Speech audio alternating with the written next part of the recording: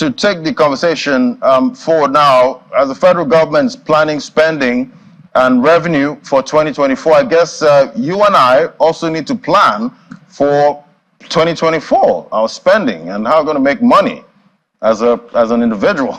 Well, joining us for this conversation now is Ola Oladile, founder the Money Wit Club. Great to have you on the show. Good morning. Good morning. Thank you for having me.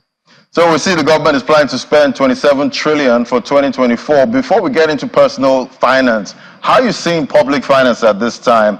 How does government plans to how does this plan of spending 27 trillion with a revenue target of 18 trillion? If Nigeria was a business or an individual, what would you be saying about the health, the financial health of that person or business? So first of all, Nigeria is not a business for an individual, so you almost have to think about it slightly differently. Right. The fact is that government spending is good. The fact that the government is spending is actually good because it flows into the economy. So from that angle, yes, it's good that we are spending.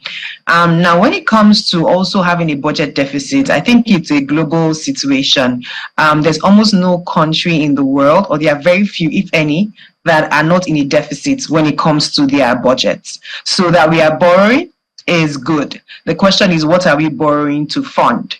Right? What are the expenditure? What's on the expenditure line that we're looking at? And I looked at the budget, the proposed budget, and I see that there is an almost equal distribution between capital expenditure, recurrent, and then debt servicing. Of course, we would prefer that our debt servicing cost will be lower, will be a lower percentage. But I mean, we have history. We know where we're coming from, so we are where we are, and we have to forge ahead.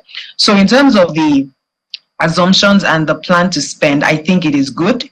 I think what our goal should be for next year is to actually ensure that our budget implementation is really good, like at least 80%, especially on the capital expenditure part. Because if we get capital expenditure right and we actually build on that over years, we would actually see tremendous growth as a nation.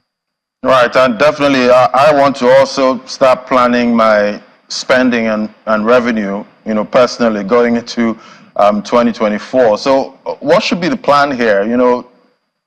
Personal finance, how do you plan it? In this kind of uncertainty, we're seeing a tough, economy at this time. How do you plan for that? So one of the things I always try to do at the start of every year or at the end of one year going into another is to actually analyze the budget. One major rule I always stick with is follow the money. The government is usually the major or the highest spender in an economy, such that if the government says that they're going to push a lot of money into defense and security, education, healthcare, infrastructure, then my question to myself is, how can I get a piece of that pie?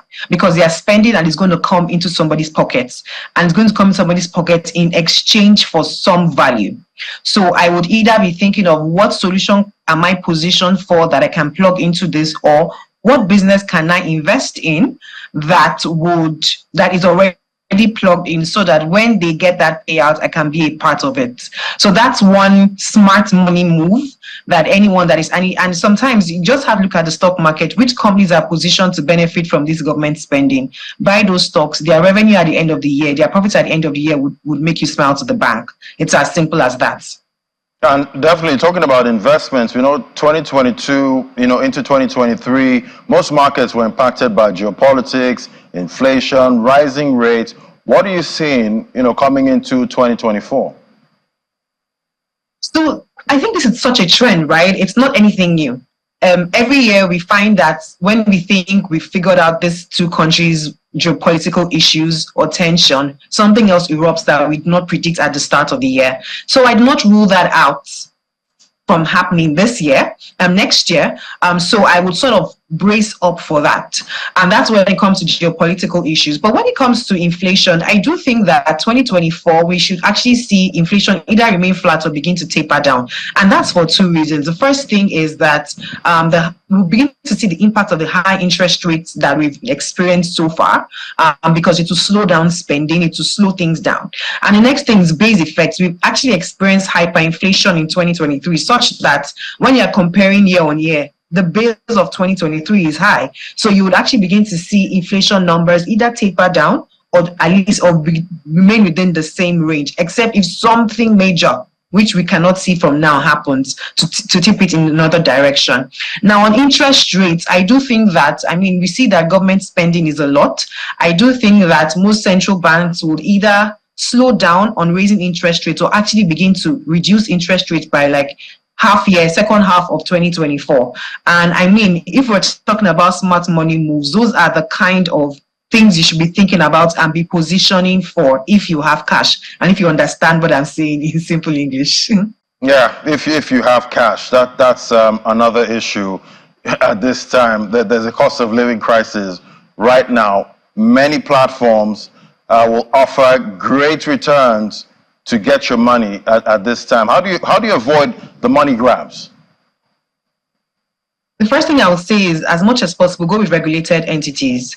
It sounds boring, but if you go by what I said in terms of find a stock that is positioned to benefit from the government or the government spending, right, you would actually still make very good return. And it will be at a minimal risk or a reasonable risk. When you find people who offer you such high returns in a short period, who you don't know where they are, even if you know where they are, shake them head to toe, they can't produce the money they're requesting from you or they're taking from the collective, right?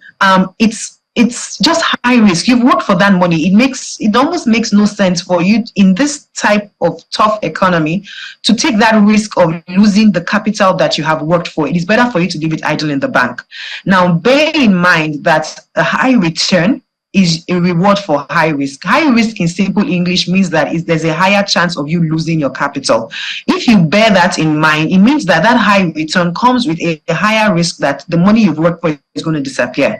Now, every time you are jumping on those money doubling, 4 times return in 2 months, overnight doubling money type offers, know that there's a chance that the money you work for is about to disappear. A very, very high chance. So I would say be guided. But yes, invest. Find regulated entities, the asset managers especially, and plug in, read their research reports and make investment decisions. Start with those. You'll be safer in the long run. Right. Safety at the end of the day. And hopefully, safety is not too boring, going into 2024. Thank you so much. Great having your perspective, Ola Oladile, founder at the Money Wit Club. Thank you. Thank you. Bye.